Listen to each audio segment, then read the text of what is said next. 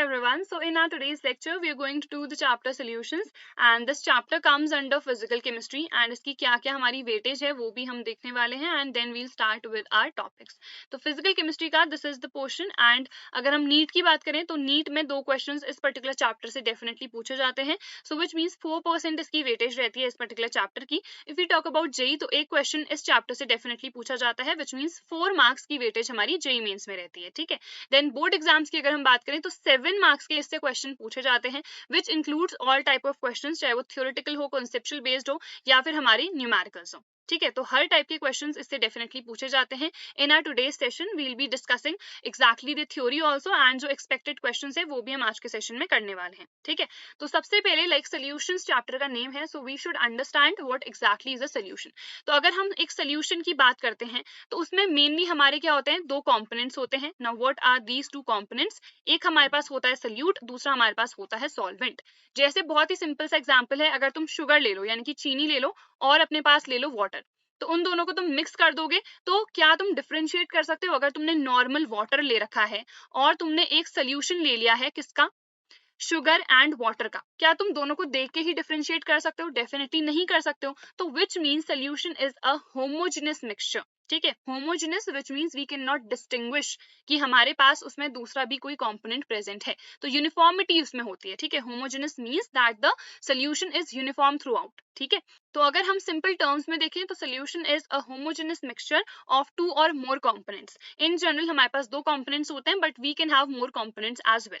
तो एक कंपोनेंट हमारा कहलाता है सोल्यूट और दूसरा कहलाता है सॉल्वेंट. तो जैसे यहाँ पे अगर हम देखें तो शुगर क्या होगा, मेरे पास सोल्यूट होगा, वाटर क्या होगा, सॉल्वेंट होगा. जो हमारे पास सोल्यूट होता है वो हमेशा लेस क्वांटिटी में प्रेजेंट होता है और हमारे पास जो सॉल्वेंट होता है वो ज्यादा क्वांटिटी में प्रेजेंट होता है. ठीक है, so I think this is pretty much clear to you people. तो ये हमारे पास डेफिनेशंस हो गई हैं. Solution it is a special type of homogeneous mixture. Homogeneous का मतलब तुम्हें आई थिंक समझ में आ गया होगा कि जो हमारा कॉम्पोजिशन है that is uniform throughout. ठीक है, then we have it is composed of 2 और मोर सब्सटेंसेस जिनको हम क्या कह देते हैं, कंपोनेंट्स कह देते हैं. ठीक है, then in such a mixture a solute is a substance dissolved in another substance which is known as a solvent. तो सोल्यूट हमारा जो कम अमाउंट में प्रेजेंट है और सॉल्वेंट जो हमारा ज्यादा अमाउंट में प्रेजेंट है. तो सोल्यूट क्या होगा, वो घुल रहा है ना, जैसे अगर हमारे पास चीनी है तो वो पानी में घुल रही है, सो that is the component which dissolves in another substance. और जिस वो दूसरे सब्सटेंस में डिसॉल्व हो रहा है उसको हम क्या कह रहे हैं, सॉल्वेंट कह रहे हैं. I think this is clear to you people. बहुत ही सिंपल सी इसमें चीज है. नाउ ये एक बहुत ज्यादा इंपॉर्टेंट पॉइंट यहाँ पे मैंने मेंशन कर रखा है that solvent determines the physical state of any solution. अब ऐसा पॉसिबल है, जैसे मैंने क्या ले रखा है यहाँ पे, I have taken sugar and I have taken water.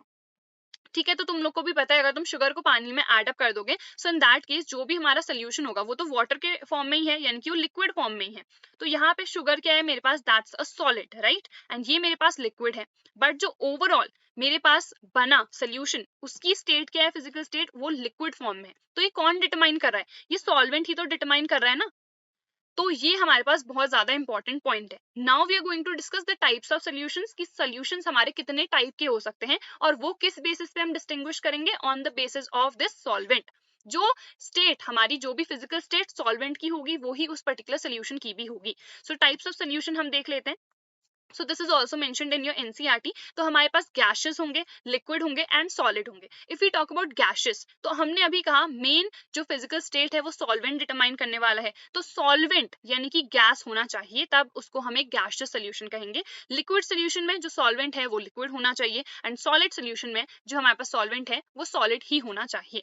ठीक है, ये तुम लोग को समझ में आ गया. अब हमारे पास जो सोल्यूट है वो तो कुछ भी हो सकता है ना, वो एक गैस हो सकती है, वो एक लिक्विड हो सकता है, वो एक सॉलिड भी हो सकता है. बट ओवरऑल अगर मेरे पास सॉल्वेंट गैस है तो उसको मैं गैसियस सोल्यूशन ही कहूंगी. अगर मेरे पास सॉल्वेंट लिक्विड है तो मैं उसको एक लिक्विड सोल्यूशन ही कहूंगी. And same goes for the solids also. ठीक है, so these are some of the examples. जैसे अगर ऑक्सीजन और नाइट्रोजन को हमने क्या कर दिया, आपस में डिसॉल्व कर दिया, तो जो भी ज्यादा अमाउंट में प्रेजेंट होगी वो हमारा क्या होगा, सॉल्वेंट होगा. जो कम अमाउंट में प्रेजेंट होगी उसको हम सोल्यूट कह देंगे. ठीक है, in the same way we have chloroform mixed with nitrogen gas. तो क्लोरोफॉर्म CHCl3 हमें पता है ये लिक्विड फॉर्म में होता है.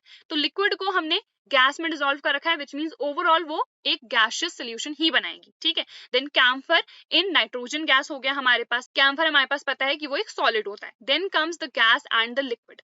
तो अब यहाँ पे जैसे ऑक्सीजन को मैंने पानी में डिसॉल्व कर रखा है, तो ओवरऑल तो वो पानी के फॉर्म में ही रहा, यानी कि लिक्विड के फॉर्म में ही रहा, विच मीन्स ये एक लिक्विड सोल्यूशन होगा।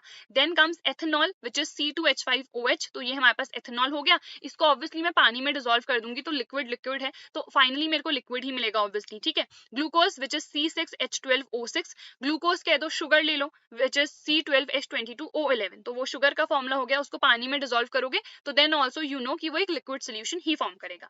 देन कम्स सॉलिड सोल्यूशंस के examples, like solution of hydrogen in palladium, ठीक है, पैलेडियम इज PD। तो ऑब्वियसली ये हमारा किस फेज में रहेगा, सॉलिड फेज में ही रहेगा, बिकॉज हमारे पास सॉल्वेंट क्या है, सॉलिड है। Then comes amalgam of mercury with sodium, तो ये हमारे पास अमलगम ऑफ मर्करी की अगर हम बात करें, so that's in the liquid phase, और सोडियम क्या है मेरे पास, सॉलिड है।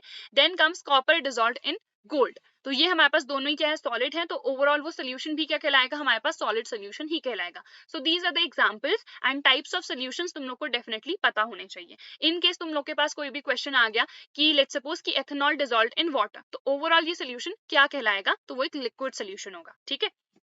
Then comes another topic which is our solubility. तो सॉल्युबिलिटी क्या होता है, अभी हमने क्या कहा, हमने शुगर ली and we also took water, तो अगर मैंने इन दोनों को आपस में मिक्स कर दिया तो ये इजिली डिसॉल्व हो गया। डिसॉल्व को हम हिंदी में क्या कहते हैं, घुल गया वो इजिली, ठीक है, कि शुगर यानी कि चीनी पानी में इजिली घुल गई है। So this is exactly what solubility is, it is the maximum concentration of any solute that can easily dissolve in the given solvent. जैसे मैंने क्या कहा, शुगर और वाटर इजिली डिसॉल्व हो गया, मतलब शुगर वाटर में डिसॉल्व हो गई है, so which means the solubility of sugar in water is more. On the other hand अगर शुगर को ही मैं किसी और लिक्विड में डिसॉल्व कर रही होती, मे बी वो उतना इजिली डिसॉल्व ना हो, तो विच मीन्स उस केस में उसी पर्टिकुलर सोल्यूट की उस पर्टिकुलर सॉल्वेंट में सॉल्युबिलिटी क्या हो गई, कम हो गई। तो हम यही तो देख रहे हैं ना कि उसका मैक्सिमम अमाउंट जो है वो डिसॉल्व हो रहा है या फिर नहीं हो रहा है। जैसे ऑन द अदर हैंड अगर मैं ले लूं सैंड, सैंड को मैं पानी में डिसॉल्व करना चाहूंगी, तो क्या वो डिसॉल्व होगा, वो नीचे सेटल डाउन कर जाता है ना, वो सॉल्युबल नहीं होता है, विच मीन्स उस केस में solubility would be almost negligible, ठीक है। So this is what exactly solubility is, it is the maximum amount that can B dissolved in a specific amount of solvent. जैसे हमारे पास एक चीज होती है which is like dissolves like, ठीक है। सो नेचर ऑफ सोल्यूट पे भी डिपेंड करती है सॉल्युबिलिटी, और नेचर ऑफ सॉल्वेंट पे भी डिपेंड करती है, दोनों पे ही डिपेंड कर रही है। तो अगर लाइक है वो दोनों, यानी कि लाइक का क्या मतलब है, अगर मैंने पोलर ही ले रखा है सोल्यूट भी और मैंने पोलर ही ले रखा है सॉल्वेंट भी, तो इजीली क्या कर जाएगा, डिसॉल्व कर जाएगा। जैसे हमने देखा sugar, we saw water, but यहाँ पे थोड़ा सा डिफरेंस ये आता है कि शुगर हमारे पास पोलर नहीं होता है, ये नॉन पोलर होता है। अगर तुम इसके फॉर्मूले में देखो, it is C12H22O11। In the same वे अगर हम यहाँ पे ग्लूकोज देखें तो वील हैव C6H12O6, तो ये हमारे पास थोड़ा एक्सेप्शनल केस भी होता है। ऐसा क्यों होता है, बिकॉज अगर हम इन दोनों का स्ट्रक्चर बनाएंगे ना, अभी हम बायोमोलिक्यूल्स चैप्टर में वील सी दिस एग्जैक्टली, तो अगर हम इसको देखें तो यहाँ पे बहुत सारे OH ग्रुप्स होते हैं, यानी कि हाइड्रोक्सिल ग्रुप्स। तो सॉल्युबिलिटी जो है वो हमारी कहीं ना कहीं हाइड्रोजन बॉन्डिंग पे भी डिपेंड कर रही है। अगर हमारे पास जो सॉल्वेंट है वो क्या है, पानी है, बिकॉज पानी क्या होता है हमारे पास H2O, तो अगर हमारे पास कोई भी सोल्यूट है जिसमें OH है, हाइड्रोक्सिल ग्रुप्स, तो ये पानी के साथ हाइड्रोजन बॉन्डिंग कर देते हैं, और हमने देखा था this is the new bond formation. तो अगर वहां पे हाइड्रोजन बॉन्डिंग हो रही है, so in that case also it would be soluble. But एक हमारे पास यूनिवर्सल फैक्ट है कि polar dissolves in polar solvents only, ठीक है। तो ये हमारे पास एक इंपॉर्टेंट चीज यहाँ पे आ चुकी है। इन द सेम वे अगर मैं कोई भी नॉन पोलर सोल्यूट ले लूं तो वो किस में डिसॉल्व होगा, नॉन पोलर सॉल्वेंट में ही होगा।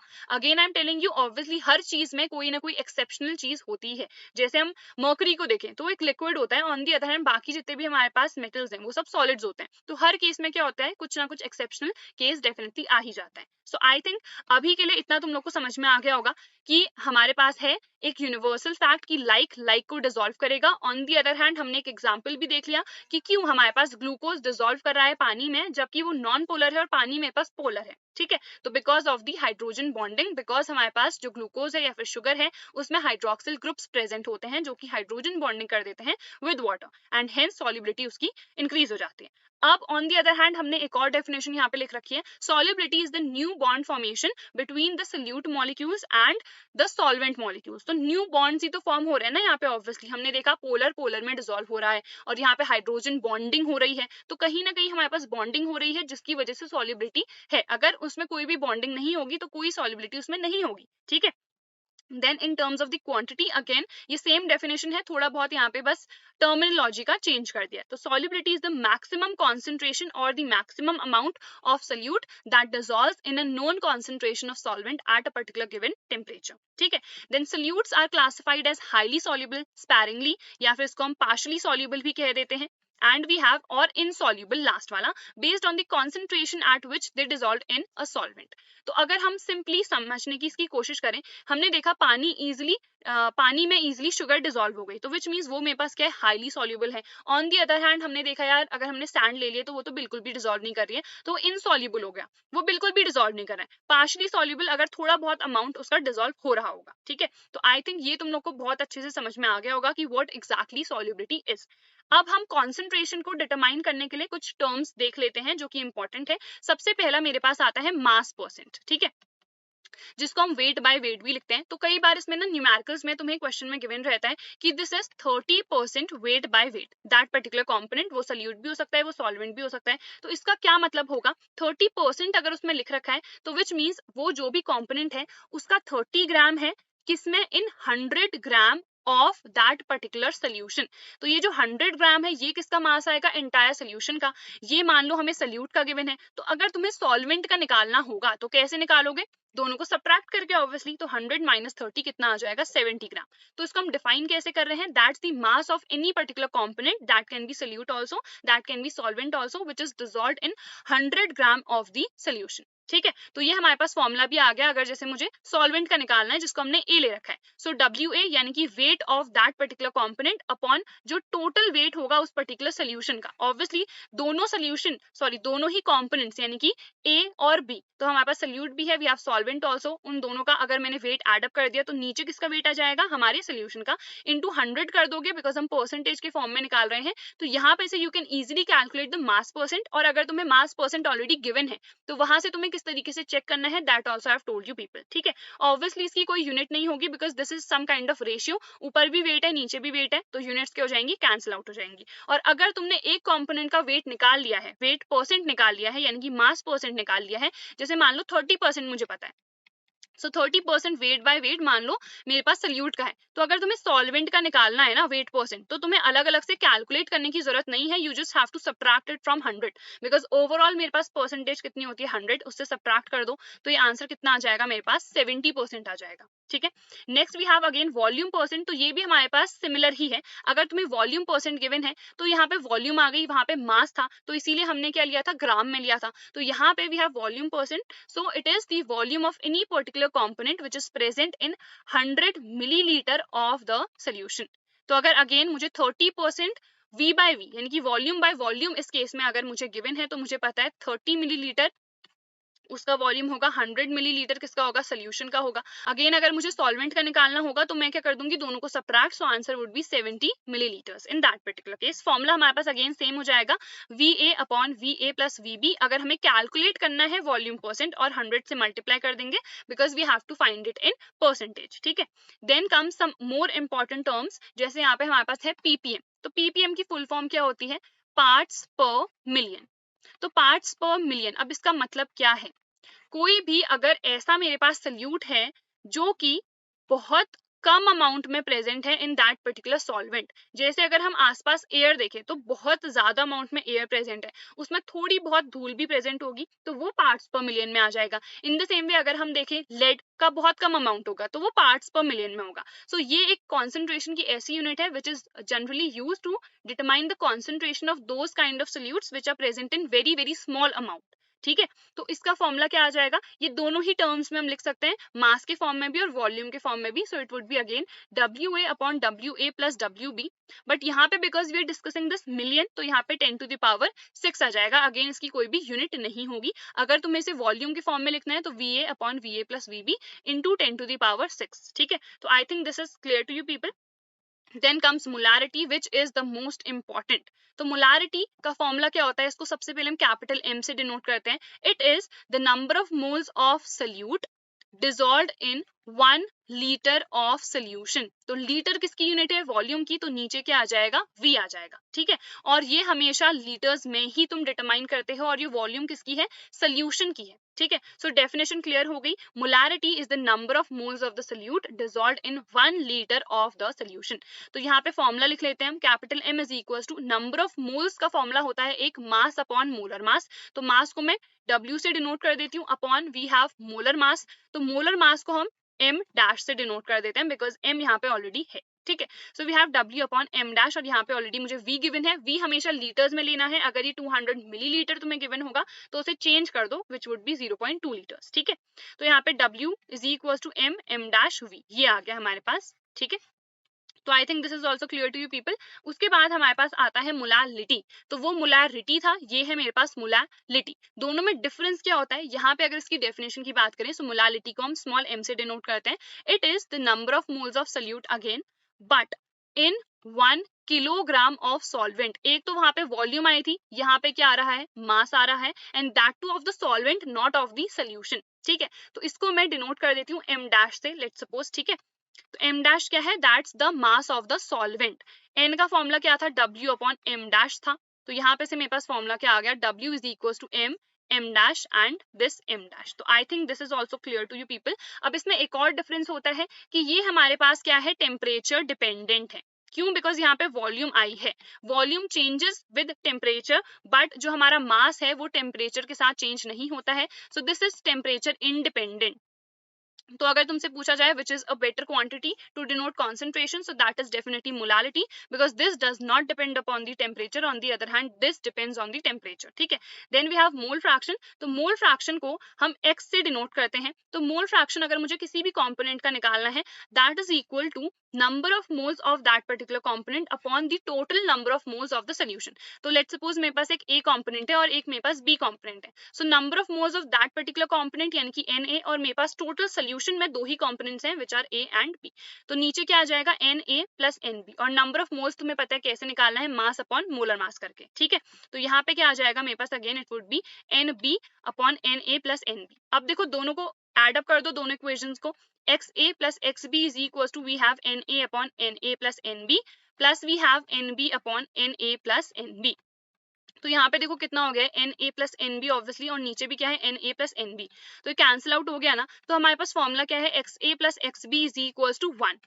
तो ये हमारे पास एक बहुत इंपॉर्टेंट फॉर्मूला है। अगर तुमने एक कंपोनेंट का निकाल दिया है मोल फ्रैक्शन, तो तुम्हें दूसरे के लिए अलग से निकालने की जरूरत नहीं है, बस जो भी वैल्यू आ रही होगी you have to subtract it from 1, ठीक है। तो अगर मैंने XA निकाल दिया, मुझे XB चाहिए, तो मुझे बस 1 माइनस XA की वैल्यू करना है and I get my answer, ठीक है। तो अगेन इसकी भी कोई यूनिट नहीं होती है, because that is also a ratio, ठीक है। Now next topic we have factors affecting solubility of a solid in a liquid. So अभी हमने देखा सॉलिड विच मींस हम ग्लूकोज ले लेंगे या फिर शुगर ले लेंगे, and liquid that is we can take water. तो क्या ऐसे फैक्टर्स हैं जो कि सॉल्युबिलिटी को इफेक्ट करते हैं? सबसे पहले nature of solute and solvent. तो this I have already told you people कि लाइक को डिसॉल्व करता है, that is like dissolves like, this is a universal fact. तो अगर तुमने कोई भी पोलर सोल्यूट ले रखा है तो वो पोलर सॉल्वेंट में ही डिसॉल्व होगा, और अगर कोई नॉन पोलर सोल्यूट ले रखा है वो नॉन पोलर सॉल्वेंट में ही डिसॉल्व होगा। और जो भी एक्सेप्शनल केसेस हैं that also we have discussed कि अगर हमारे पास हाइड्रोजन बॉन्डिंग है, so in that case also non polar हमारा पोलर में किस तरीके से डिसॉल्व हो रहा था, ठीक है। Then we have temperature. So temperature, because ये हमारा जो प्रोसेस होता है ये एक एंडोथर्मिक प्रोसेस होता है, so in that case whenever we increase the temperature, so in that case जो हमारी सॉल्युबिलिटी है वो हर केस में क्या करती है, इंक्रीज करती है, ठीक है। And if we talk about pressure, तो तुम लोग को भी पता है अगर हम सॉलिड की बात करें और हम लिक्विड की बात करें, सो दोनों में ही जो मॉलिक्यूल्स है वो बहुत ज्यादा नजदीक होते हैं ऑलरेडी, ठीक है। जैसे सॉलिड में अगर मैं पैकिंग देखूं, सो बहुत ज्यादा क्लोजली पैक्ड होते हैं हमारे molecules. So in that case अगर हम सॉल्युबिलिटी डिस्कस कर रहे हैं of a solid in a liquid, तो ज्यादा इफेक्ट नहीं करता है हमारा pressure. So pressure has almost no significant effect on the solubility of a solid in a liquid. But temperature अगर तुम इंक्रीज करोगे, so the solubility is going to increase, because this is an endothermic process. So I hope it is clear. Next we have solubility of a solid in a liquid. इसमें कुछ terms आते हैं अभी, ठीक है. जैसे सबसे पहला term मेरे पास है dissolution. Simple terms में अगर हम इन्हें समझने का try करें तो हमें पता है, जैसे हमने कहा कि sugar अगर पानी में dissolve हो रही है, so this is what dissolution is. So which means अगर हमारे जो solute को हम add कर रहे हैं किसमें, solvent में, so उसमें जो concentration है solute का increase हो रहा है, which means वो easily dissolve हो जा रहा है, तो उस process को हम कह देते हैं dissolution. Then is crystallization. तो obviously अगर वो जो solute particles थे वो crystallize होके बाहर आ जाएंगे, so in that case उस process को मैं क्या कह दूंगी, crystallization कह दूंगी. So it is like whenever the solute particles they are combining with each other and they are getting separated out of that particular solution, तो उस process को हम क्या कह दे रहे हैं, crystallization. Then comes the dynamic equilibrium. If the number of solute particles which are entering in that particular solution and the number of solute particles which are getting separated out, यानी कि जो dissolution का process है, जो dissolution का rate है, that is exactly equal to the rate of crystallization. तो उस process को, उस particular condition को हम क्या कह देंगे, उस condition को हम कह देंगे dynamic equilibrium की condition, ठीक है. Then comes what is a saturated solution. Saturation का मतलब है, जैसे अगर हम लोग कह रहे हैं यार हमने बहुत ज्यादा पढ़ लिया है, now we are saturated so we cannot study more, हम और ज्यादा topics अपने दिमाग में नहीं घुसा सकते हैं. So in the same way we have saturated solution also in which no more solute could be added. अब वो saturated हो चुका है, उसमें तुम और ज्यादा solute नहीं add कर सकते हो. So that is known as a saturated solution. इसका opposite क्या हो जाएगा, unsaturated solution in which more solute could be added, वो हमारे पास हो जाएगा unsaturated solution, ठीक है. अब जो हम सैचुरेटेड सोल्यूशन की बात कर रहे हैं उस कंडीशन में ही हमारी इक्विलिब्रियम की कंडीशन स्टैब्लिश हो रही है between the process of dissolution and the process of crystallisation, ठीक है. Next comes the solubility of a liquid in a liquid. तो अगर हम लिक्विड और लिक्विड की बात करें तो तीन टर्म्स होंगे, miscible, immiscible and partially miscible. Miscible का मतलब है अगर दोनों ही लिक्विड्स इजीली डिसॉल्व हो जा रहे हैं, जैसे कि अल्कोहल और वाटर को अगर तुम ऐड कर दोगे सो इन दैट केस वो इजीली डिसॉल्व हो जाएगा, तो वो एक मिसिबल सोल्यूशन हो गया. अगर पार्शियली मिसिबल की बात करेंगे सो पार्शियली होगा, वो कंप्लीटली नहीं डिसॉल्व हो रहा होगा, ठीक है. सो that is phenol and water. Immiscible solution की बात करें सो जो बिल्कुल भी डिसॉल्व नहीं होते हैं, जैसे ऑयल और वाटर भी अगर हम ले लें सो एग्जैक्टली नहीं मिक्स हो पाते हैं ना बिल्कुल भी, सो वो इमिसिबल हो गया in which both the liquids do not dissolve at all, ठीक है. जैसे एग्जांपल हमने एक और ले रखा है यहाँ पे अल्कोहल एंड बेंजीन का, ठीक है. Next we have solubility of a gas in a liquid. Now this is most important. क्या क्या फैक्टर्स इफेक्ट कर रहे हैं solubility of a gas in a liquid. तो सबसे पहले we have again nature of gas यानी कि सल्यूट एंड द सॉल्वेंट. तो लाइक डिसॉल्व्स लाइक, अगेन अगर पोलर है तो पोलर में डिसॉल्व करेगी, नॉन पोलर है तो नॉन पोलर में डिसॉल्व करेगी. जैसे सबसे पहले हमने पोलर कोई गैस ले ली HCl, तो वो पोलर सॉल्वेंट में ही डिसॉल्व करेगी यानी कि H2, तो वो उस केस में बेंजीन में डिसॉल्व नहीं करेगी बिकॉज बेंजीन के मेरे पास नॉन पोलर है. ऑन दी अदर हैंड अगर मैं CH4 देखूं तो ये नॉन पोलर मेरे पास गैस है, मीथेन गैस है, तो ये बेंजीन में ही डिसॉल्व करेगी बिकॉज दोनों ही कैसे मेरे पास नॉन पोलर है, ठीक है. Next we have temperature. तो अगर हम टेम्परेचर को इंक्रीज करेंगे यहाँ पे तो सॉल्युबिलिटी डिक्रीजेस बिकॉज ये हमारे पास एक एक्सोथर्मिक प्रोसेस होता है जिसमें हमारी क्या होती है, हीट निकलती है. एंडोथर्मिक जिसमें हमें हीट की रिक्वायरमेंट होती है टू कंप्लीट दैट प्रोसेस, ठीक है. Then we have pressure. तो प्रेशर अगर हम इंक्रीज करेंगे so the solubility of a gas in a liquid increases. ये हम एक इस डायग्राम से भी समझ सकते हैं. यहाँ पे देखो ये वाली जो हमने कंडीशन ले रखी है ये है डायनेमिक इक्विलिब्रियम की. डायनेमिक इक्विलिब्रियम अभी हमने देखा क्या कंडीशन है, in which the number of solute particles entering the solution is equal to the number of solute particles leaving the solution. तो ये तो मेरे पास डायनेमिक इक्विलिब्रियम में है. बट अगर मैंने क्या किया यहाँ पे प्रेशर इंक्रीज कर दिया, यहाँ पे मैंने और वेट्स रख दिए हैं, तो प्रेशर इंक्रीज करा मैंने, ठीक है. ये मूवेबल पिस्टन होता है हमारे पास, फ्रिक्शनलेस पिस्टन, तो मैंने प्रेशर इंक्रीज कर दिया. So in that case we can clearly see, ये देखो ये जो पार्टिकल्स थे ये ऊपर मैंने क्या ले रखा है, सोल्यूट यानी कि गैस, और ये नीचे मैंने क्या ले दिया है, सोल्यूशन ले दिया है, ठीक है. So in that case now जैसे ही हमने प्रेशर इंक्रीज करा the number of solute particles which are entering into the solution वो बढ़ गया ना. देखो नीचे ये जो रेड वाले हैं ज्यादा हमें मॉलिक्यूल्स दिख रहे हैं, व्हिच मींस यहाँ पे जैसे ही हम प्रेशर इंक्रीज करते हैं सो the solubility of a gas in a liquid increases. और यही हमें क्या बताता है, हमारा हेनरीज लॉ भी बताता है. हेनरीज लॉ क्या स्टेट करता है, P directly proportional to X. X क्या था अभी हमने देखा, mole fraction. P is the partial pressure. So it states that the partial pressure of any gas is directly proportional to the mole fraction of it present in that particular solution. तो यहाँ पे अगर हम constant देखें because proportion का sign हटाते हैं तो एक कांस्टेंट आता है, वो होता है यहाँ पे KH. KH क्या है मेरे पास, this is the Henry's constant, ठीक है. तो हेनरीज लॉ जो है वो किस टाइप के सॉल्यूशंस के लिए गिवन है, हमें गैस इन लिक्विड टाइप के सॉल्यूशंस के लिए। ऑन दी अदर हैंड हमारे पास एक रॉल्स लॉ आता है जो कि लिक्विड इन लिक्विड टाइप के सॉल्यूशंस के लिए होता है। तो यहाँ पे ये आई थिंक तुम लोग को क्लियर हो गया होगा। Then we have KH is equal to P upon X। तो यहाँ पे देखो KH की वैल्यू अगर ज्यादा है तो X की वैल्यू क्या होगी, कम होगी। तो अगर हम टेम्परेचर की बात करें ना, टेम्परेचर अगर मैं इंक्रीज करूंगी तो ये KH की वैल्यू हर केस में इंक्रीज करती है, ठीक है। So which means the solubility is going to decrease. तो अगर हम ऑक्सीजन गैस के लिए बात करें, सो जैसे ही हमारा टेम्परेचर बढ़ रहा है सो KH की वैल्यू भी इंक्रीज होती है, विच means the solubility of oxygen in water क्या हो जाएगी, डिक्रीज हो जाएगी। इसीलिए हाई टेम्परेचर्स पे जो फिशेज है वो बहुत ज्यादा अनकंफर्टेबल हो जाती है। क्यों? बिकॉज हाई टेम्परेचर पे the value of the Henry's constant is more and hence the solubility in that condition decreases, और we can clearly see if the temperature we are increasing, so in that case the solubility is clearly decreasing, which we also saw over here.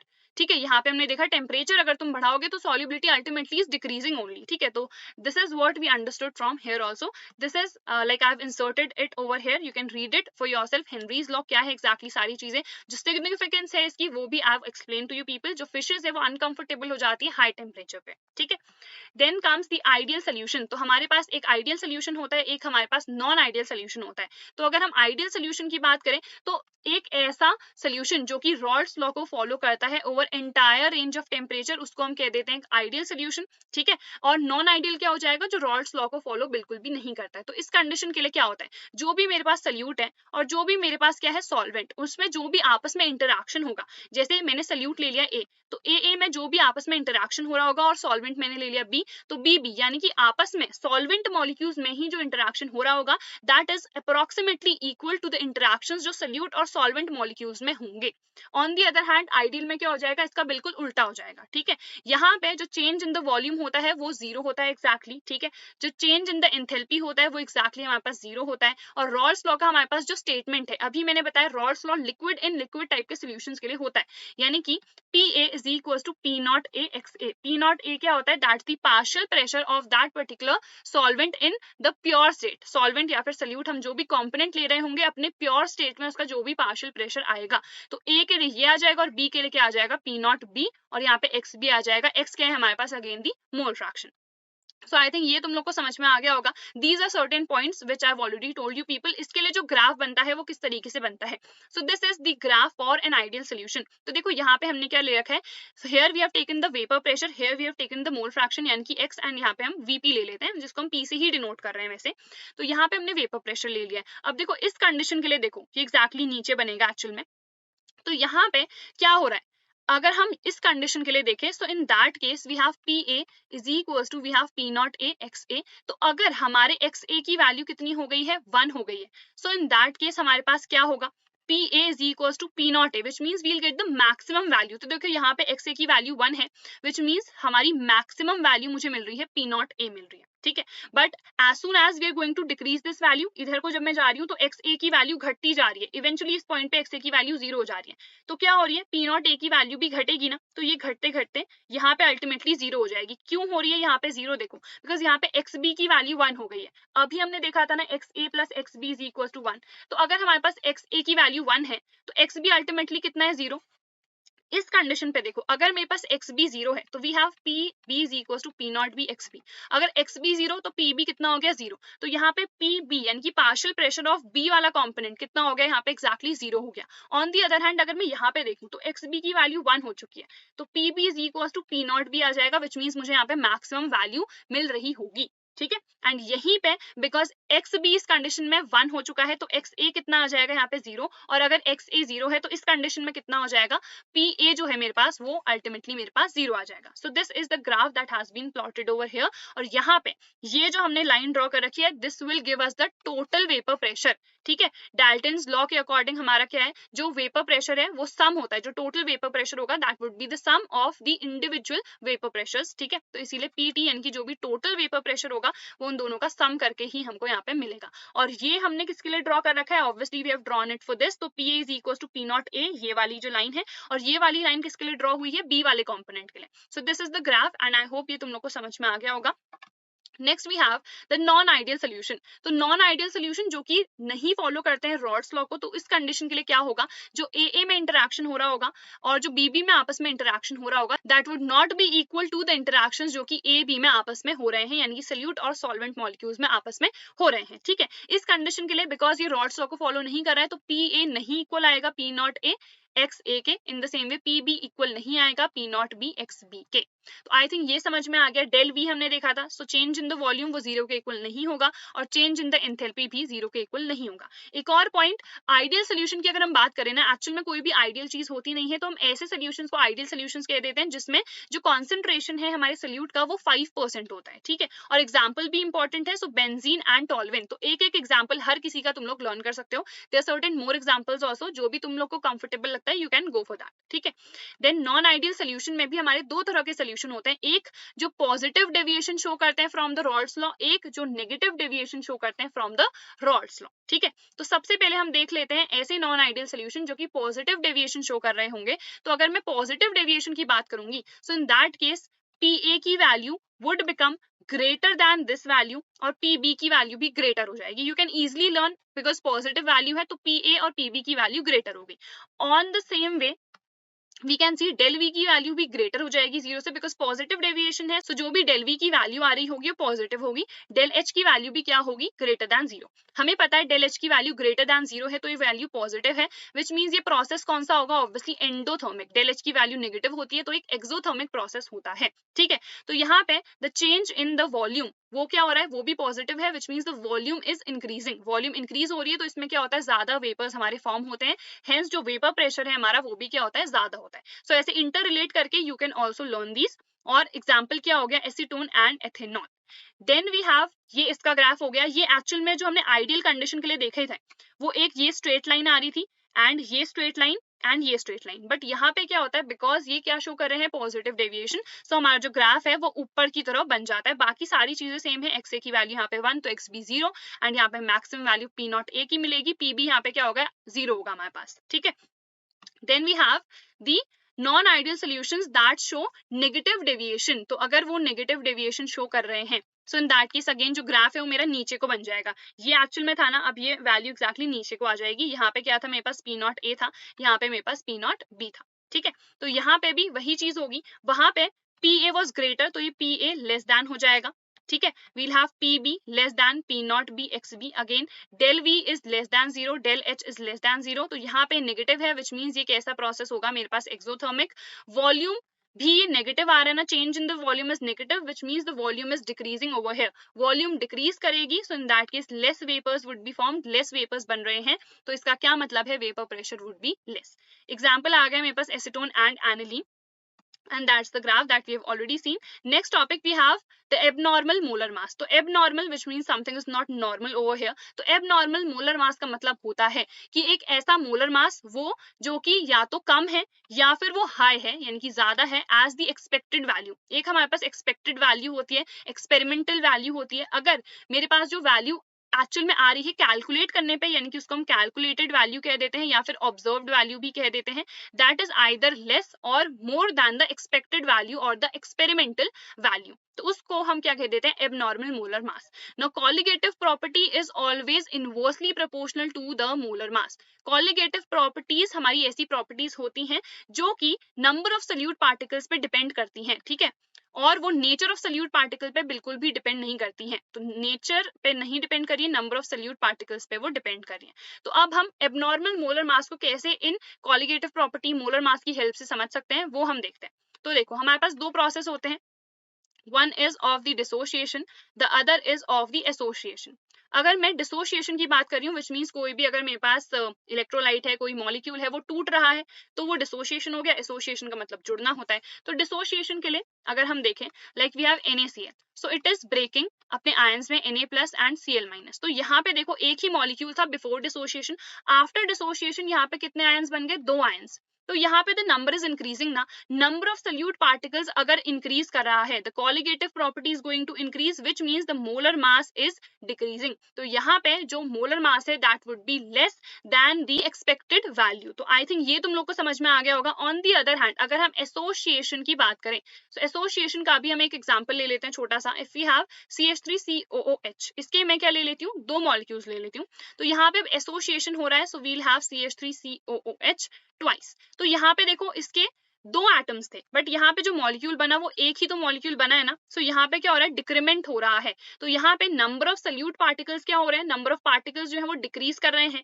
Now if this is decreasing तो colligative property decrease करेगी, which means molar mass यहाँ पे बढ़ जाएगा। तो यहाँ पे क्या होगा, मोलर मास जो हमारा ऑब्जर्व्ड है that would be greater then the expected value. तो आई थिंक ये तुम लोग को समझ में आ गया होगा किस तरीके से हम ये सारी चीजें देखने वाले हैं। सो देखो जब भी हमारे पास डिसोल्यूशन हो रहा है किसी भी सल्यूट का, सो जो ऑब्जर्व्ड वैल्यू है it is always lower than the normal expected value.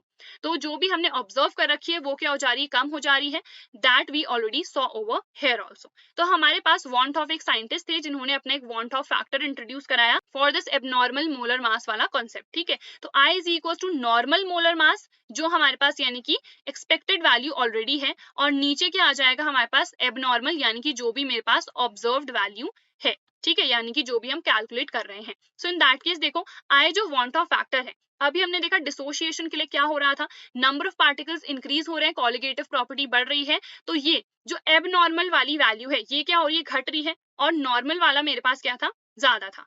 So which means I की वैल्यू क्या होगी हमारे पास, ग्रेटर दैन 1 होगी। इसके लिए हमारे पास एक और फॉर्मूला होता है, उसके बेसिस पे भी यू कैन अंडरस्टैंड इट। तो observed colligative property upon calculated colligative property which is exactly the inverse of it. ऊपर हमने यहाँ पे एक्सपेक्टेड देखा था, बट यहाँ पे नीचे वाली वैल्यू मेरे पास क्या आ रही है, दैट्स द एक्सपेक्टेड वन, ठीक है। ये एक्चुअल में एक्सपेक्टेड है, इसे करेक्ट कर लेना, कैलकुलेटेड तो वही हो गई जो हम एक्चुअल में कैलकुलेट कर रहे हैं, ठीक है। तो ये हमारे पास एक्सपेक्टेड वैल्यू हो गई जो एक्चुअल में एक्सपेक्टेड है, और ये ऑब्जर्व यानी कि जो हम कैलकुलेट करके निकाल रहे हैं, ठीक है। सो यहाँ पे एक और फॉर्मूला है, नंबर ऑफ पार्टिकल्स या फिर number of moles of the particles which are formed after the association has taken place और the dissociation, and number of particles before the dissociation. तो तीनों ही फॉर्मुलाज हमारे पास एक्जैक्टली सेम है। यहाँ पे ऊपर ऑब्जर्व्ड आ रही है, यहाँ पे नीचे ऑब्जर्व्ड आ रही है, ऐसा क्यों, बिकॉज अभी हमने देखा कॉलिगेटिव प्रॉपर्टी और मोलर मास क्या है, इनवर्सली प्रोपोर्शनल है। तो यहाँ पे मोलर मास आया है और यहाँ पे कॉलिगेटिव प्रॉपर्टी आई है, दोनों इनवर्सली प्रोपोर्शनल है, इसीलिए फॉर्मूले में चेंज आया है।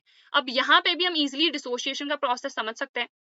डिसोसिएशन में मैंने देखा अगर यहाँ पे एक था मेरे पास मॉलिक्यूल तो वो 2 आयंस में ब्रेक हो गया, so number of ions which are formed after the dissociation कितने हैं, 2, और यहाँ पे क्या था 1, तो ये वैल्यू 2 आ रही है विच इज ग्रेटर दैन 1। तो डिसोसिएशन के लिए जो वॉन्ट ऑफ फैक्टर है वो हमेशा ग्रेटर दैन 1 आता है। ऑन दी अदर हैंड अगर हम एसोसिएशन के लिए देखें, तो एसोसिएशन में हमने देखा 2 मैंने यहाँ पे ले रखे थे, वो 1 में कन्वर्ट हो गए, है ना। So in that case we have I कितना आ जाएगा, 1/2, तो 1/2 यानी कि 0.5 विच इज लेस दैन 1। तो I की वैल्यू हर केस में लेस दैन 1 होती है फॉर एसोसिएशन। तो ये चीज तुम्हारी पूछी जा सकती है, इसको मार्क कर लेना। और I की वैल्यू अगर 1 है विच मीन्स वहां पे ना ही एसोसिएशन हुआ है ना ही वहां पे डिसोसिएशन हुआ है, वहां पे बिल्कुल नॉर्मल बिहेवियर शो कर रहा है वो, ठीक है। Then these are the colligative properties, जितनी भी हमारे पास colligative properties होती है 4, relative lowering of the vapor pressure, elevation in the boiling point, depression in the freezing point and the osmotic pressure। उन जितने भी उनके फॉर्मुलाज होंगे ना वहां पे हम I इंट्रोड्यूस करा देते हैं, यानी कि want of factor। तो ये हमारे चेंज फॉर्मुलाज हैं want of के अकॉर्डिंग, ठीक है। Then we have degree of association का फॉर्मूला हमारे पास होता है I-1/1 by n-1। Degree of association ये है, डिग्री ऑफ डिसोसिएशन का फॉर्मूला होता है I-1/n-1, और ये n क्या है, the number of molecules that have been produced after the process has taken place, either it is association or it is dissociation, ठीक है। तो यहाँ पे अब हम ये फॉर्मूले को भी डिराइव कर लेते हैं, किस तरीके से हम ये फॉर्मुलाज डिराइव करने वाले हैं। जैसे मैंने देखा अगर NaCl की मैं बात कर रही हूँ तो Na+ और Cl- में डिसोशिएट हो गया। तो इनिशियली अगर मेरे पास रिएक्शन हुई नहीं है तो NaCl तो एग्जिस्ट कर रहा है बट वो डिसोशिएट हुआ नहीं है, तो इसके कितने आयंस प्रोड्यूस होंगे, ऑब्वियसली 0 0। बट जैसे ही मेरी रिएक्शन हो गई है तो यहाँ पे एक मेरे पास ये भी बन गया, तो इसको मैं अल्फा ले लेती हूँ इसका नंबर, और ये भी मेरे पास अल्फा आ जाएगा। तो यहाँ पे क्या है 1 minus alpha, which means after the reaction जो नंबर ऑफ मोल्स मेरे पास है वो 1 माइनस अल्फा हो गए। तो I is equal to after the reaction कितने बन रहे हैं, आफ्टर द रिएक्शन ये सबको ऐड करना पड़ेगा। So 1 minus alpha plus it would be alpha plus alpha upon before the reaction कितने 1 plus 0 which means 1। This will get cancel, I is equal to कितना आ जाएगा 1 प्लस अल्फा अपॉन 1। ये alpha क्या है, हमारे पास डिग्री ऑफ डिसोसिएशन आता है जिसकी वैल्यू अभी हम कैलकुलेट भी करेंगे एग्जैक्टली फॉर्मूला में कैसे निकालना है। तो यहाँ पे से भी हम क्लियरली देख सकते हैं कि हर केस में हमारे पास वैल्यू क्या आएगी, that would be greater than 1 only because something is getting added over here, ठीक है।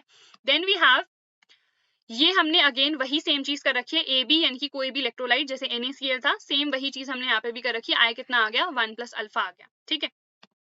Then we have like dissociation और एसोसिएशन के लिए अब हम यहाँ पे देख लेते हैं जो एक्चुअल में हम फॉर्मूला डिराइव करने वाले हैं। तो यहाँ पे अब मैंने कोई भी इलेक्ट्रोलाइट ले लिया है, लेट्स सपोज ए बी, इसका डिसोसिएशन हुआ, we have A plus, we have B minus, इसमें ये ब्रेक हो गया। Before the reaction took place, इसका तो एक मेरे पास मॉलिक्यूल ऑलरेडी है या एटम्स का ऑलरेडी है, बट ये तो फॉर्म नहीं हुए हैं, तो ये 0 0 हो जाएंगे। बट आफ्टर द रिएक्शन क्या होगा, इसमें जो डिक्रीमेंट आएगा 1 माइनस अल्फा का आएगा, बट यहाँ पे ये दो हैं, जैसे इस केस में मे बी कोई और मैंने इलेक्ट्रोलाइट ले लिया, लेट्स सपोज मैंने K2CO3 ले लिया, जस्ट एन एग्जांपल, तो यहाँ पे तो ज्यादा आयंस प्रोड्यूस होंगे ना, यहाँ पे एग्जैक्टली दो तो होंगे नहीं, तो इसको हमें नहीं पता एग्जैक्टली कितने प्रोड्यूस होंगे, तो हम नॉर्मली N अल्फा ले लेते हैं, ठीक है। तो यहाँ पे I वांट ऑफ फैक्टर कितना था आफ्टर द रिएक्शन, यानी कि ये सब एड अप हो जाएंगे 1 minus alpha plus N alpha upon total कितना था 1, तो यहाँ पे I is equal to 1 plus मैं अल्फा अगर कॉमन ले लूं तो यहाँ पे कितना बचेगा, N माइनस 1 बचेगा, 1 को उधर भेज दो, I minus 1 is equal to alpha into N minus 1, alpha कितना आ गया मेरे पास I minus 1 upon N minus 1। Alpha यहाँ पे क्या है, that's the degree of dissociation, because यहाँ पे क्या हो रहा है, डिसोसिएशन हो रहा है, तो उसके लिए हमारे पास फॉर्मूला ये आ गया। ऑन दी अदर हैंड अगर हम एसोसिएशन की बात कर रहे होंगे, ठीक है, तो मेरे पास ए कोई भी, जैसे हमने CH3COOH ले रखा था, तो अगेन यहाँ पे कोई भी मेरे पास एक मॉलिक्यूल है, उसके मैंने क्या ले लिए, n नंबर ऑफ पार्टिकल्स ले लिए, तो यहाँ पे एसोसिएट होगा कुछ इस तरीके का ही बना देगा। बिफोर द रिएक्शन ये मेरे पास 1 होगा, और बिफोर द रिएक्शन ये तो फॉर्म हुआ नहीं है, तो ये 0 हो जाएगा। नाउ आफ्टर द रिएक्शन क्या होगा, देखो यहाँ पे जो डिक्रीमेंट होगा वो तो हमारे पास अल्फा का आएगा, बट जो इंक्रीमेंट होगा, जैसे यहाँ पे n अल्फा था, because the number is increasing, but यहाँ पे तो डिक्रीज हो रहा है ना, जैसे हमने अभी एक एग्जाम्पल की हेल्प से भी देखा, अगर यहाँ पे 1 है तो ये 2 प्रोड्यूस कर रहा है in the case of dissociation, but अगर ये 2 है तो ये 1 प्रोड्यूस कर रहा है, विच मीन्स ये हमें डिवाइड करना पड़ेगा, तो यहाँ पे अल्फा बाय n हमें मिलेगा। समझ में आया difference, you can easily remember it by the help of the examples that I told you people, ठीक है। देन यहाँ पे ये बिफोर द रिएक्शन है, ये आफ्टर द रिएक्शन है, तो I is equal to after the reaction 1 minus alpha plus alpha by n upon 1, ठीक है। तो यहाँ पे अगेन वही चीज करो, अपॉन 1 विच मीन्स हम इसे ऐसे ही नॉर्मली लिख सकते हैं। Then we have I minus 1 is equal to, यहाँ पे अल्फा कॉमन ले लो तो 1 बाय n माइनस 1 आ जाएगा, तो यहाँ पे फर्दर अगर मैं देखूं तो अल्फा कितना आ जाएगा, I minus 1 upon 1 by n minus 1, तो ये हमारे पास फॉर्मूला हो जाएगा। अल्फा यहाँ पे क्या कहलाएगा, डिग्री ऑफ एसोसिएशन, बिकॉज यहाँ पे एसोसिएशन अकर कर रहा है, ठीक है। So I think this is clear to you people, ये अच्छे से तुम लोग को समझ में आ गया होगा। Now we have some previous year questions, तो वो हम डिस्कस कर लेते हैं। तो सबसे पहले we have why is benzene insoluble in water but soluble in toluene, तो अगेन लाइक डिसॉल्व्स लाइक, अभी हमने देखा था, ये हमारे पास यूनिवर्सल फैक्ट है। तो अगर मेरे पास कोई भी पोलर सोल्यूट है वो पोलर सॉल्वेंट में डिसॉल्व होगा। बेंजीन C6H6 क्या है, ये नॉन पोलर है, H2O मेरे पास पोलर है, तो ऑब्वियसली ये इसमें डिसॉल्व नहीं होगा और ना ही ये इसके साथ हाइड्रोजन बॉन्डिंग करेगा, तो which means no way it is possible कि इसमें डिसॉल्व हो सके। ऑन दी अदर हैंड अगर मैं C6H6 ले रही हूँ और मैं टॉल्विन ले रही हूँ विच इज दिस, तो ये दोनों ही कैसे मेरे पास नॉन पोलर है, तो ये नॉन पोलर है, ये भी नॉन पोलर, तो नॉन पोलर में डिसॉल्व होगा, ठीक है। Then we have defined the following terms: mole fraction, molality, mass percent, ये सब के सब important है। We have already discussed कि mole fraction क्या होता है, that's the ratio between the number of particles or the number of moles basically of that particular solute to the total number of moles which are present in that particular solution, ठीक है। molarity, number of moles of solute in 1 liter of solution, molality, number of moles of solute in 1 kilogram of solvent, mass percent is the mass of any particular component in 100 gram of the solution, ठीक है। Next we have defined Henry's law, अभी हमने देखा when the partial pressure is directly proportional to the mole fraction, तो Henry's law क्या state कर रहा है, that the partial pressure of any gas is directly proportional to the mole fraction of it present in that particular solution, और यहाँ पे हमारा KH आ जाता है जो कि Henry's constant है। Then we have which of the two, molarity or molality is a better way to express concentration and why, this also I explained you people, molality is better because ये temperature independent होती है, because इसमें mass of solvent आ रहा है। On the other hand if we see the molarity, तो molarity में क्या आ रही थी, volume आ रही थी of that particular solution which is temperature dependent, अगर तुम temperature change कर दोगे so the molarity is also going to change, ठीक है। Then we have why scuba divers develop bends, तो ये हमारा Henry's law का ही एक it is basically a consequence of it, तो हेनरीज लॉ की हेल्प से हम ये समझ सकते हैं। तो स्कूबा डाइवर्स बेसिकली क्या होता है, जैसे पानी है तो वो बहुत ज्यादा अंदर जा रहे हैं, ठीक है, लेट्स सपोज ये पानी है हमारा सारा, ये बहुत अंदर जा चुके हैं सी के, सो इन दैट केस क्या हुआ, बिकॉज ये बहुत ज्यादा अंदर है तो इन पे बहुत ज्यादा प्रेशर लग रहा है, एक तो पानी का प्रेशर है, फिर यहाँ पे एटमॉस्फेरिक प्रेशर भी है। सो इन दैट केस क्या होगा, यहाँ पे P is directly proportional to X हमारे पास होता है, तो solubility of oxygen in the blood वो तो इंक्रीज हो गई, बट जैसे ही क्या हुआ ये सर्फेस पे वापस हुए तो सडनली क्या हुआ, द प्रेशर गॉट डिक्रीज, तो विच मीन्स जो सॉल्युबिलिटी है वो भी डिक्रीज हो जाती है, जिसकी वजह से जो हमारी कैपिलरीज हैं वो ब्लॉक हो जाती हैं, बिकॉज उसमें नाइट्रोजन बबल्स फॉर्म हो जाते हैं एंड हेंस कैपिलरीज ब्लॉक हो गई, सो हमारे लिए बहुत ज्यादा डिफिकल्ट हो जाता है। तो इसीलिए स्कूबा डाइवर्स में बेंड्स डेवलप हो जाते हैं। Similarly we have another condition which is also known as anoxia. तो एनॉक्सिया थोड़ा अलग होता है जब हम हाई एल्टीट्यूड्स पे जाते हैं। सो इन दैट केस वहां पे क्या होता है, जो सॉल्युबिलिटी है अगेन ऑक्सीजन की हमारे ब्लड में डिक्रीज हो जाती है, because the partial pressure of oxygen got decreased over there. So in that condition हम बहुत ज्यादा वीक फील करने लग जाते हैं, बोथ मेंटली एंड फिजिकली। इस कंडीशन को हम एनॉक्सिया कहते हैं। ठीक है, next we have calculate the mass percent of benzene and carbon tetrachloride if 22 gram of benzene is dissolved in 122 gram of carbon tetrachloride. So we have C6H6 और हमने CCl4 ले रखा है। मास परसेंट निकालना है तो सिंपल सा फॉर्मूला, अगर मैं C6H6 का निकाल रही हूँ तो इसका पहले मैं ऊपर लिख लूंगी, तो इसका मास कितना है 22 अपॉन हम क्या लेते थे टोटल, सो 22 प्लस 122 इंटू 100% करके we'll gate our answer.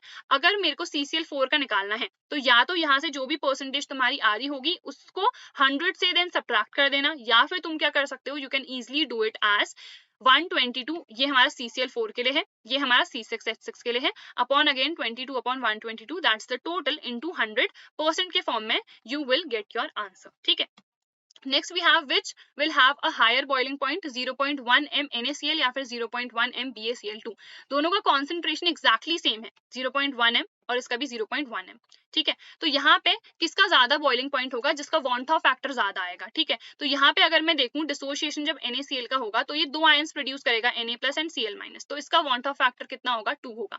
On the other hand अगर मैं BaCl2 का देखूं, अगर ये डिसोशिएट होगा सो Ba प्लस 2 प्लस आता है एंड 2Cl माइनस, तो यहाँ पे आए कितना आ जाएगा 3 आयंस प्रोड्यूस हो रहे हैं अपॉन BaCl2, ये एक ही था मेरे पास molecule, so this would be upon 1, तो इसका वॉन थॉ फैक्टर कितना आ जाएगा 3। तो ऑब्वियसली जिसका वॉन थॉ फैक्टर ज्यादा आया है उसका ज्यादा बॉइलिंग पॉइंट होगा। So I think this is pretty much clear to you people. So इस टाइप के क्वेश्चंस तुम लोग डेफिनेटली प्रैक्टिस करना। I hope the session was useful for you. We'll meet in our next session.